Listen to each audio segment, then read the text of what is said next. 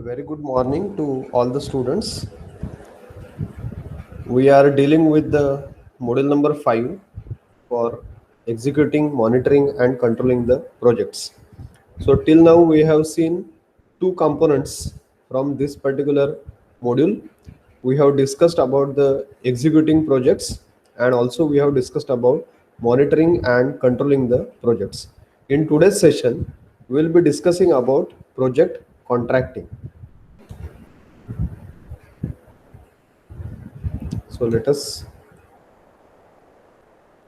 switch to the project contracting part.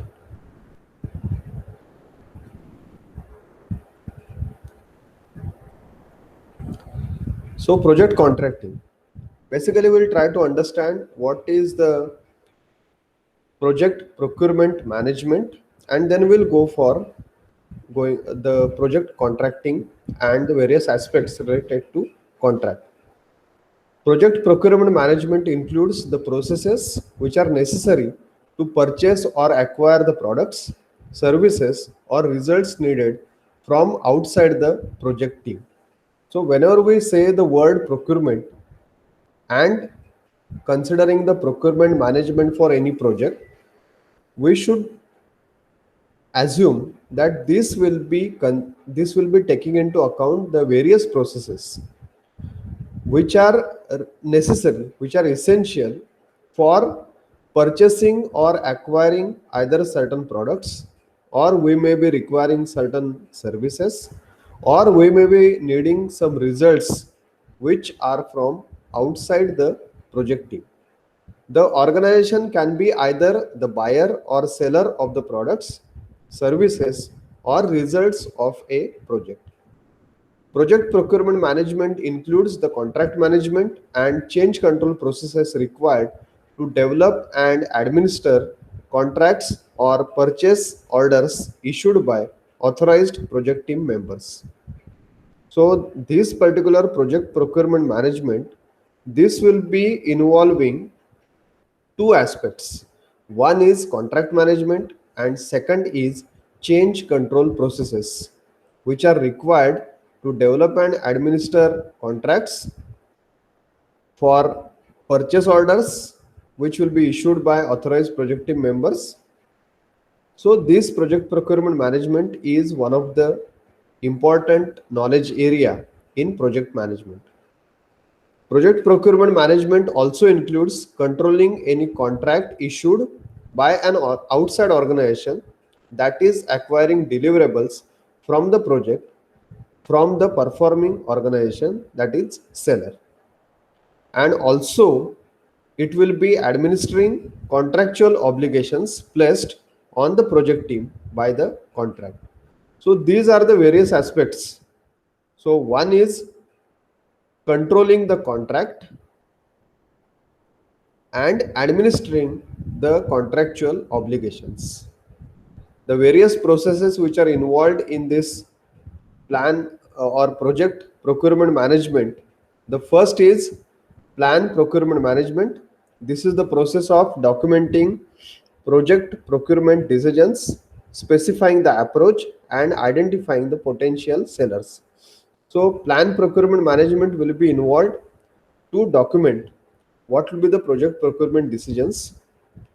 It will try to document the approach through which the procurement will be taking place, and also it will try to identify who are the potential sellers to supply whatever products, services, results the project team will be requiring.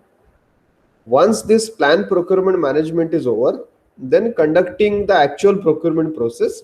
So this will be the process of obtaining the responses from seller, selecting a seller and awarding a contract. So this is one of the critical process because you will be deciding certain strategy, you will be formulating some process which will be used for conducting the procurement, which will be used for selecting the seller or selecting the supplier. So some essential parameters, quality checks, some mandatory requirements you will be enforcing when you are going for selecting the supplier. And once you have those parameters, those criteria applied to the selection process, then whoever is selected supplier or seller, there will be award of the contract to that particular seller. Third process is about controlling the procurement. Now, once a contract is awarded to some particular seller or supplier, then monitoring the performance or monitoring the way products, processes, services, results they are supplied by the seller, that is nothing but controlling the procurement. So this is the process of managing procurement relations, monitoring the contract performance, and making changes and corrections as appropriate. So whatever the contract conditions they have been defined, whether the supply is in line with the contract conditions or not, the quality which is mentioned in the contract document, whether the quality is followed, whether the quality is assured by the supplier or not. If there are any additional requirements, additional modifications, whatever you have specified earlier, then we should go for making the changes and corrections in either contract document or the procurement process. And finally, closing the procurement. This is the process of completing each project procurement. Now coming to the important part, that is contract. So contract is nothing but what? It represents a mutually binding agreement that obligates the seller to provide something of value. It may be in terms of products, services, or results, and obligates the buyer to provide monetary or other valuable compensation. So it is a two-way agreement. So whenever you go for, and this will be a legal document. Whenever we say contract, so in contract, the contract will be signed between minimum two parties. Minimum two parties, that is one party which will be the buyer and other party which will be the seller or the supplier. And this particular contract document will be nothing but a legal document, legal agreement, which is mutually binding on both the parties which are involved on either sides of this agreement. Now, what is the binding? What is the obligation? Once a contract document is signed, then the seller or the supplier, he is he will be responsible to provide whatever products, services, results they have been specified, they are expected by the buyer of the requisite quality at the required time and in the required quantity. So he should be able to supply. On the same line, on other side, the buyer will have obligation. There will be mandatory requirement from the buyer. Once he receives the material, the monetary and other valuable compensation must be given by the buyer to the seller. If the contract conditions are specifying that before you receive the material or whenever you are uh, awarding the contract or whenever you are giving the purchase order, some advance amount you need to pay as a compensation, and remaining you will be providing at the end of that particular contract or when the material is completely supplied. So there will be certain contractual conditions with respect to how the material will be supplied and how the compensation will be provided by the buyer to the seller.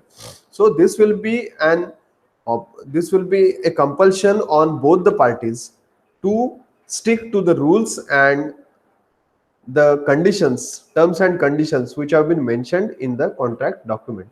If any one of the party is violating the terms and conditions, other party will have right to approach to the legal authorities and go for filing a case, go for complaint against the other party. A procurement contract includes terms and conditions and may incorporate other items that the buyer specifies as to what the seller is to perform or provide. Depending upon the application area, a contract can also be called an agreement, and understanding a subcontract or a purchase order. So contract is a generalized term, but depending upon what is the way or what is the transaction in that particular contract, whether it is with respect to product or it is with respect to some service or it is with respect to some results, whether you are requiring certain manufacturing aspects, depending upon all these things, this particular document, contract document, either you may say sometimes it may be called as an agreement, sometimes it may be called as a memorandum of understanding, MOU, it may be called as a subcontract, it may be called as a purchase order, and so on. Most organizations document policies and procedures specifically defining the procurement rules and specifying who has authority to sign and administer such agreements on behalf of the organization. So sometimes the organizations who are entering this particular contract, so most of the organizations, they will document the policies and procedures which will be specifying what will be the procurement rules, who will be the authority to sign this particular contract document, and who will be administering the agreement on behalf of the organization. So sometimes project manager may have the authority to sign on behalf of the organization. Sometimes the CEO of the organization may be signing on behalf of the organization. So likewise, who has the authority to sign and administer the agreement, and what will be the rules for this procurement, that will be properly documented. Although all project documents may be subject to some form of review and approval, the legally binding nature of contract or agreement usually means it will be subjected to a more extensive approval process. So in project or in any business organization, if you prepare any document, always it needs certain review, it needs certain approval. But when we say about contract, as it is a legal document, as it is a legal binding on both the parties, whenever you are preparing a contract document or agreement, it must be undergoing an extensive review and approval process. It should not happen that hurriedly somebody has prepared the contract document, it has got submitted, it was approved, and afterwards people come to know about the various clause and the various difficulties, and legally there will be issues with the organization. So this should not happen. In all cases, the primary focus of the review and approval process is to ensure that the contract language describes the product, services, or results that will satisfy the identified project need. So this must be ensured in that contract document. A complex project may involve managing multiple contracts or subcontracts simultaneously or in sequence. So whenever we talk about the project, most of the projects, they are basically complex in nature, and there is not a single there is no possibility that for the complex projects you will be required to execute a single contract. It is most of the times you will observe that multiple contracts, they need to be signed, there may be multiple subcontracts which need to be signed, and these contracts and subcontracts, they must be monitored, administered simultaneously or in certain sequence. In such case, each contract life cycle may end during any phase of the project life cycle. Project procurement management is discussed within the perspective of buyer-seller relationship. This buyer-seller relationship may exist at many levels on any one project and between organizations, internal to and external to the acquiring organization.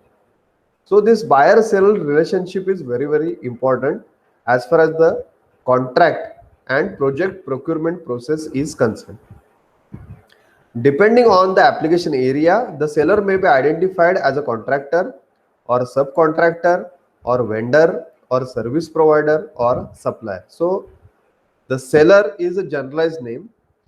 When we call seller, depending upon what type of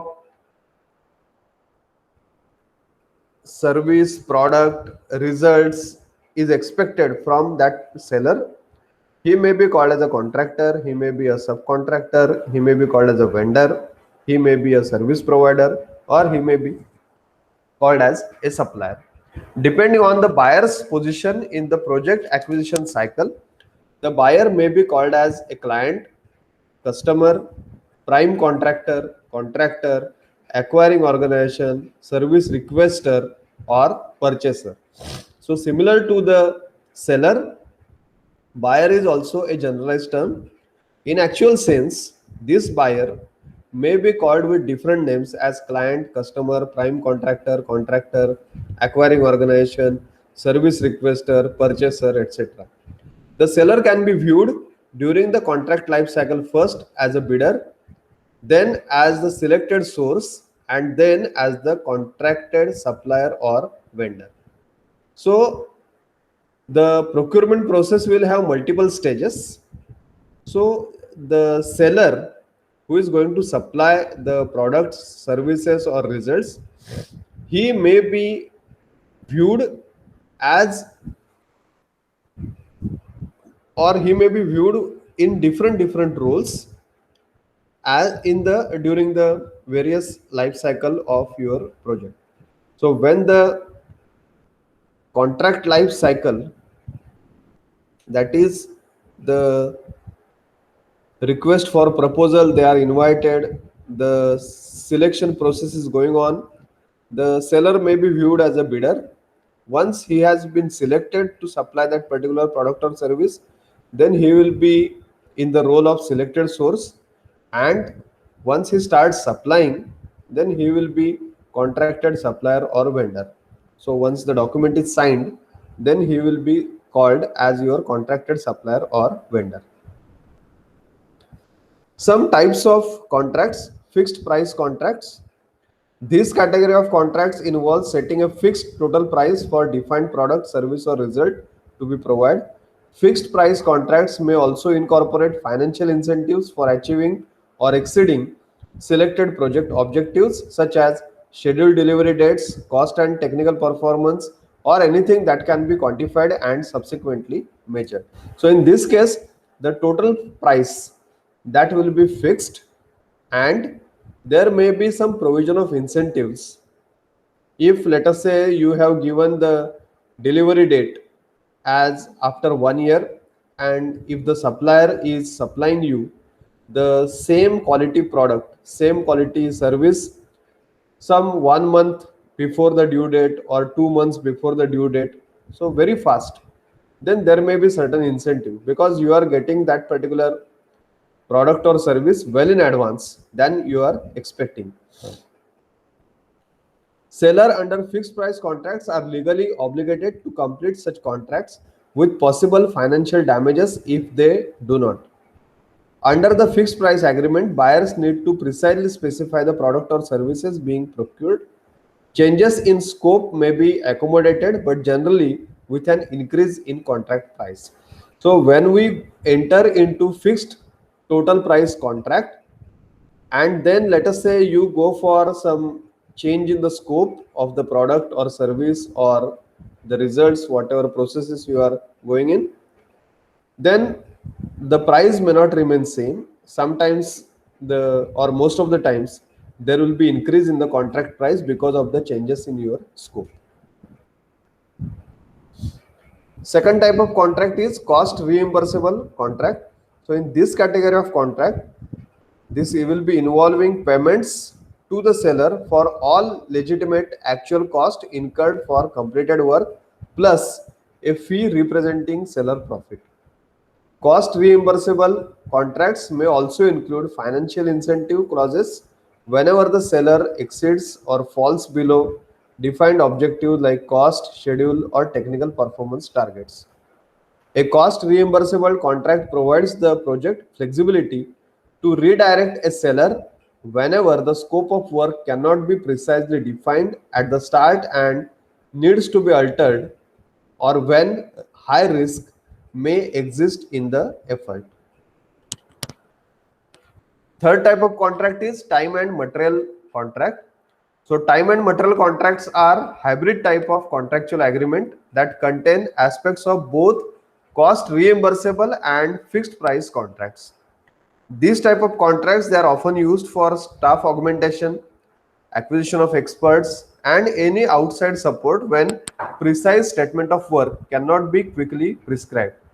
These type of contracts resemble cost reimbursable contracts as they can be left open-ended and may be subject to cost increase for the buyer. The full value of the agreement and the exact quantity of items to be delivered may not be defined by the buyer at the time of the contract award. Thus, the time and material contracts, it can increase the contract value as if they were cost reimbursable contracts.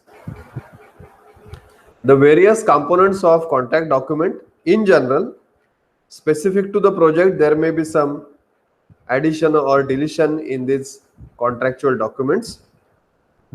The first one is statement of work or deliverables, schedule baseline, performance reporting, period of performance, the roles and responsibilities, seller's place of performance, pricing, what will be the payment terms, place of delivery, the criteria for inspection and acceptance, warranty terms and conditions, the product support, that is after sales, what will be the support provided, limitations of liability, fees and retainer, some penalties if time is exceeded or the quality is hampered, incentives for providing the service in time or within the before schedule, something like this, insurance and performance bonds, subordinate subcontractor approvals, change request handling, termination clause, and alternative dispute resolution.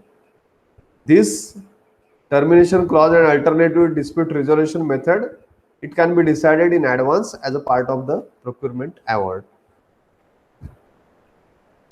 Second aspect what we have to see after the contract is outsourcing. So sometimes we also say it is a make or buy decision. So whether to do the things in-house or whether to go for outsourcing some of the activities which may not be much essential, but they can be outsourced so that the resources can be optimum, there can be optimum utilization of the resources. In recent years, there has been steady growth in the frequency of outsourcing parts of the projects. External suppliers, increasingly, they are delivering parts of the projects, including tangible products and services, as well as intangible knowledge and skills. So what work we can outsource? Either we can go for outsourcing certain products or certain services which may be tangible, and we can also go for outsourcing some knowledge and skill which may be intangible for your project.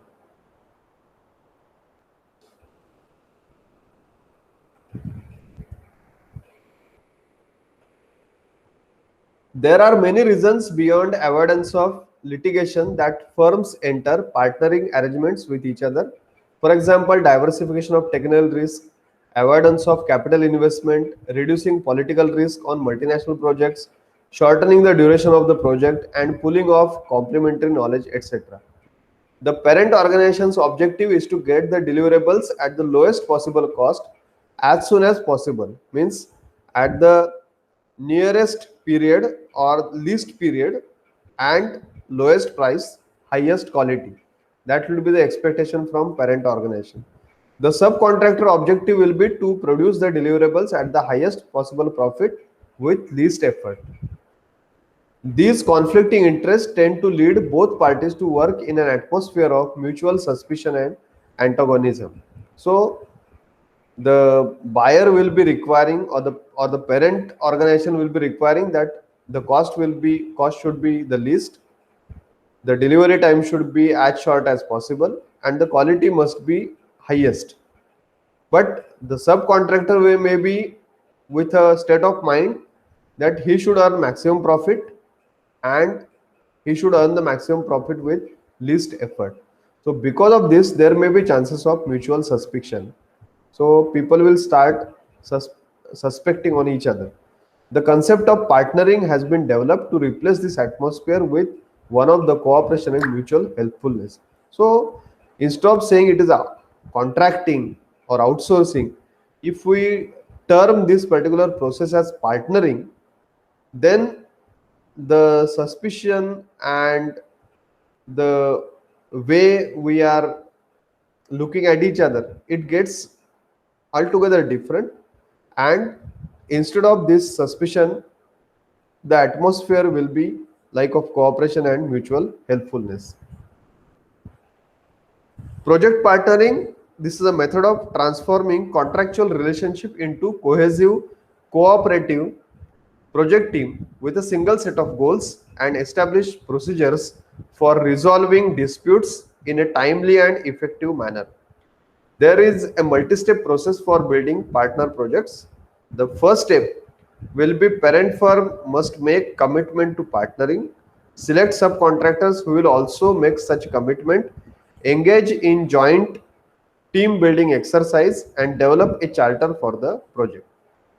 Secondly, both the parties must implement the partnering process with a four-part agreement like joint evaluation of project progress, method for resolving any problem or disagreements, acceptance of goal for continuous improvement for the joint project, and fourth one, it is continuous support for process of partnering from senior management of both parties. Finally, what happens is the parties commit to a joint review of project execution when the project is complete.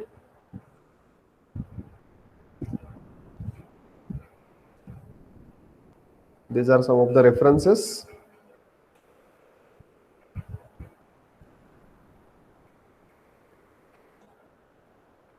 And with this, the module number 5 is over.